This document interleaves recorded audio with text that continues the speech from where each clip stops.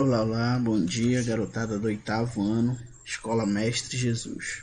Aqui é o professor Newton e hoje nós estamos indo para a nossa terceira aula do capítulo, deixa eu achar aqui do capítulo 14 do módulo 4, Europa, movimentos do século XIX, certo?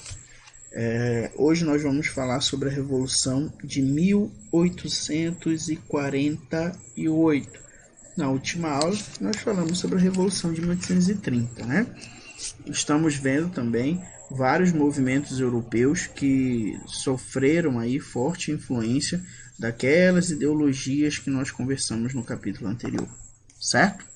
Então, queridos, essa revolução que nós vamos falar agora, a Revolução de 1848, ela também é uma revolução que ocorre na França, certo?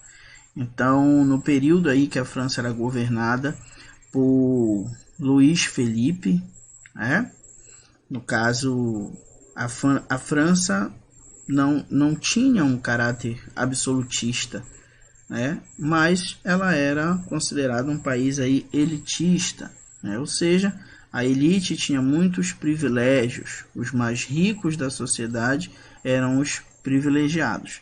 Quem eram os mais ricos aí? A burguesia e a nobreza, certo? Então, o Luís Felipe ele vai acabar despertando aí uma grande oposição popular ao governo dele, ou seja, a galera pobre contra o governo dele, por esses privilégios concedidos aí aos ricos membros da burguesia e da nobreza, tá? Essas pessoas que faziam oposição, no caso, elas eram aí ligadas à ideologia republicana, tá? Republicana e socialista. Então, entre os anos aí de 1845 e 1846, a Europa ela vai passar por uma grave crise agrícola que vai afetar aí a vida, obviamente, dos mais pobres, dos menos favorecidos. Então, acaba agravando aí esse quadro de descontentamento popular. Então, a população francesa nesse período já está descontente com o governo de Luís Felipe pela questão dos privilégios e ainda vem uma crise agrícola que vai prejudicar ainda mais o governo dele, agravando a miséria aí, para as populações mais pobres. Quando a gente chega em 1847, a gente tem início uma mobilização, um movimento aí organizado por socialistas franceses, tá?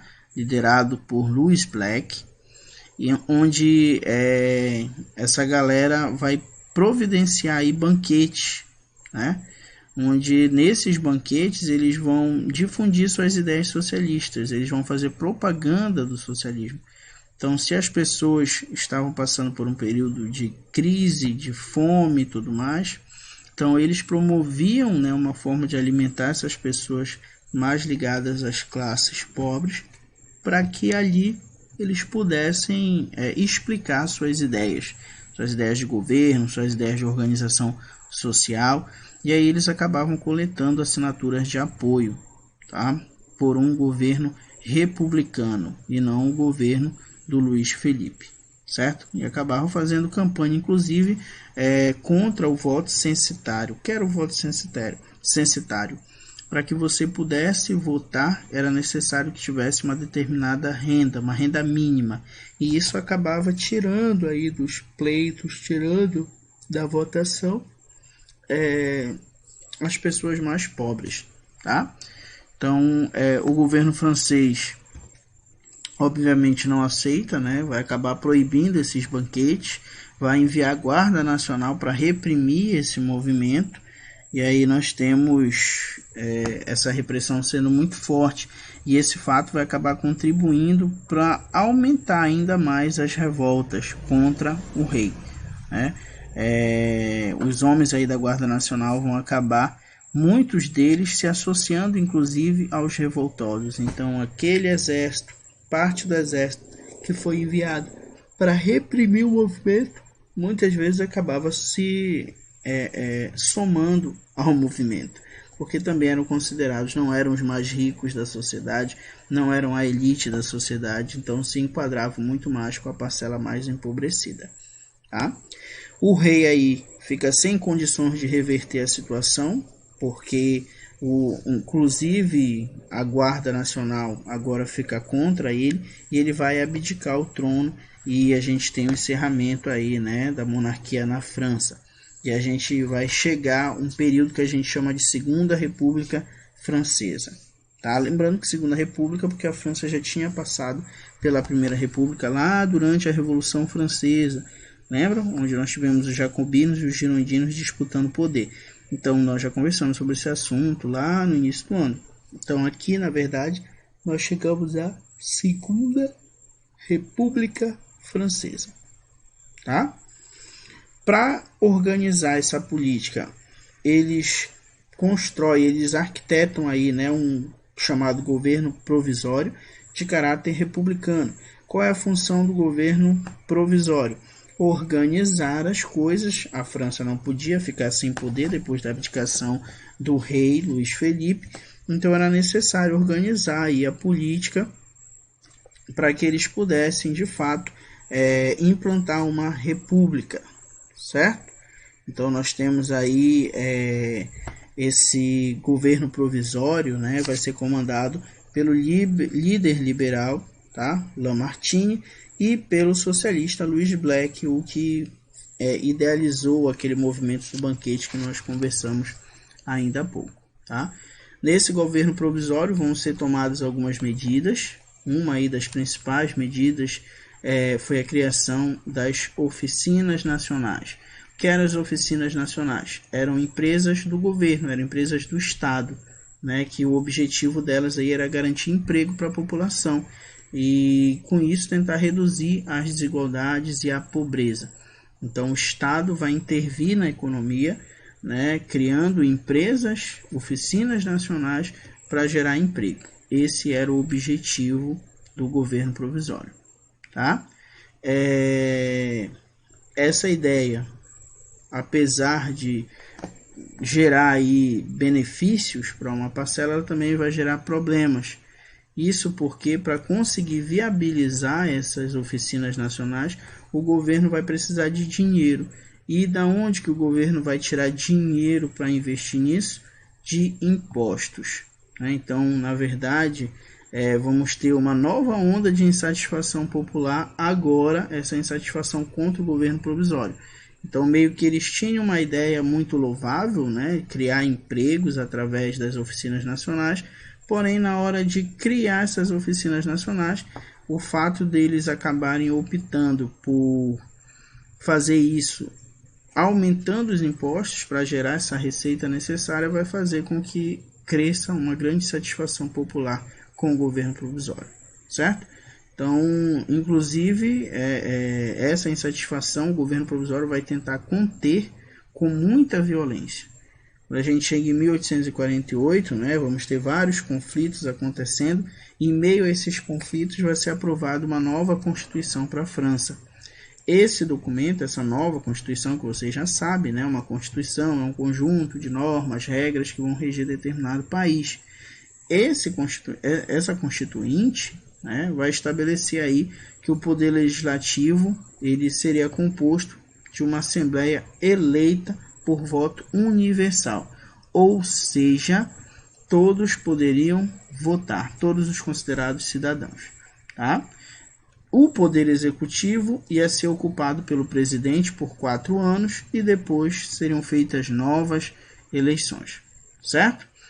Já na primeira eleição, gente, foi eleito Luís Bonaparte, que era sobrinho do Napoleão Bonaparte, né? Lembra Napoleão Bonaparte, que foi o imperador, o cara que conseguiu reestruturar, digamos assim, a França depois da Revolução Francesa, criar uma estabilidade política na França, e depois que Napoleão Bonaparte cria uma estabilidade política, ele passa para suas guerras expansionistas. Nós já estudamos sobre ele também. Então, nessa França republicana, na primeira eleição, quem vai ser eleito, né, vai ser o Luís Bonaparte, justamente o sobrinho do Napoleão Bonaparte. Tá? A gente chega em 1851, pouco antes de acabar o mandato, Luís vai dar um golpe de Estado e vai implantar o Segundo Império na França. O que dá para a gente entender, né, é que o camarada aqui, o sobrinho do Napoleão Bonaparte, o Luiz Bonaparte, meio que ele queria escrever seu nome na história, assim como seu tio, né? Porém, não necessariamente vai ser tão tranquilo assim para ele conseguir. E aí a gente chega num outro ponto da história francesa que nós chamamos de, não é Comuna não, é Primavera dos Povos, tá? Primavera dos Povos, vamos entender o que foi isso. Lembra lá, né, dos movimentos revolucionários que a gente falou ainda há pouco, iniciados aí em 1848, né? Movimento esse contra o governo republicano, que teria aumentado os impostos antes do Luiz Bonaparte ser eleito. Lembra disso, né? Esses movimentos revolucionários, eles vão acabar se espalhando por grande parte da Europa, ou seja, eles saem das fronteiras francesas. Essa ideia do povo lutar contra as elites, do povo lutar contra o governo. Tá? Então vai se espalhar por diversos locais da Europa. Vão ser organizados movimentos populares, por exemplo, contra governos autoritários. Esses movimentos eram favoráveis ao nacionalismo e à ideia de liberdade. Tá? Então, por isso, esses movimentos que não ocorreram só na França, como eu acabei de falar, a gente vai chamar de Primavera dos Povos. Então, se vocês ouvirem em algum momento, ou na própria prova de vocês, Primavera dos Povos. Primavera dos Povos foi esses eventos aí, né, iniciados na França a partir de 1848, aonde você tem revolucionários lutando contra os governos considerados por eles autoritários, tá? Nós vamos ter exemplos aí dessa Primavera dos Povos acontecendo na Alemanha, na Bélgica, Hungria, Áustria, a própria Itália, tá? Nesses países aí que muitos não, né? A Itália e a Alemanha ainda estavam iniciando o processo aí de unificação, que nós vamos falar mais tarde sobre isso.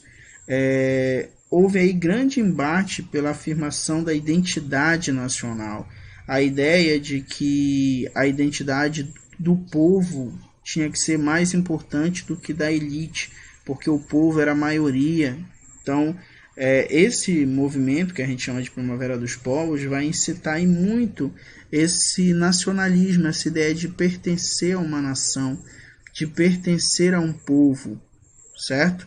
E é justamente esse sentimento nacionalista se fortalecendo que vai favorecer para que ocorressem os movimentos de unificação de territórios, como a Alemanha, por exemplo. Esse processo revolucionário aí, apesar de ter significado muito, eles foram rapidamente extintos pelos governos locais. Quer dizer que foi muito importante, mas eles não conseguiram seus objetivos. A princípio, a gente pode dizer que não, mas se a gente for ver depois dos desdobramentos nesses países, por exemplo, na Alemanha e na Itália, a gente vai ver que foi muito importante esse sentimento nacionalista aí, que os movimentos revolucionários traziam em si, né? Basicamente, após 1 ano e meio aí do início da chamada Primavera dos Povos, as mudanças mais visíveis se mantinham apenas na França, tá? Isso vai ocorrer principalmente pelo esforço da burguesia francesa em frear o avanço revolucionário, principalmente nessas outras localidades.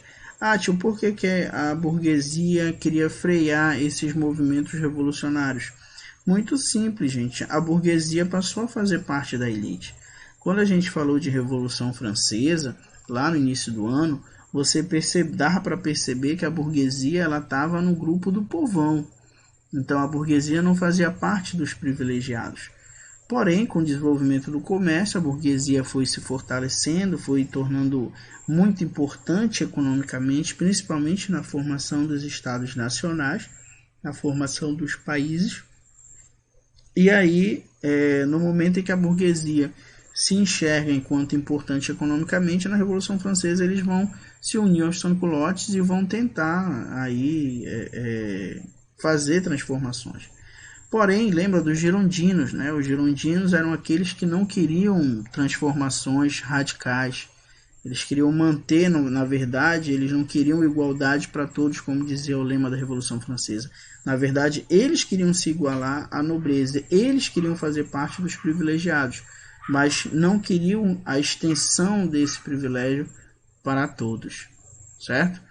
Então, basicamente, agora, nesse novo momento da Primavera dos Povos, a gente tem uma burguesia que não tem o mesmo pensamento da burguesia lá da Revolução Francesa. Então, lá na Revolução Francesa, os monarquistas de outras nações, como a Áustria e a Prússia, tentaram impedir a Revolução. Aqui, já em 1848, desculpa, nós já temos a burguesia se colocando contra os revolucionários, porque agora a burguesia ela também pertence à elite, certo? Então, a burguesia ela quer frear esses revolucionários, principalmente porque tem medo que essas revoltas acabem promovendo mudanças muito significativas, como a gente vai ver na próxima aula, como ocorreram na própria França. Então, assim como a monarquia absolutista lá do século XVIII temia a Revolução Francesa, que ela servisse de exemplo, de influência, nós temos aqui, a partir de 1848, a burguesia temendo a chamada Primavera dos Povos dentro de seus territórios. Por isso vão tratar de reprimir o mais rápido possível, de forma violenta inclusive, para tentar fazer com que esse movimento acabasse regredindo, né?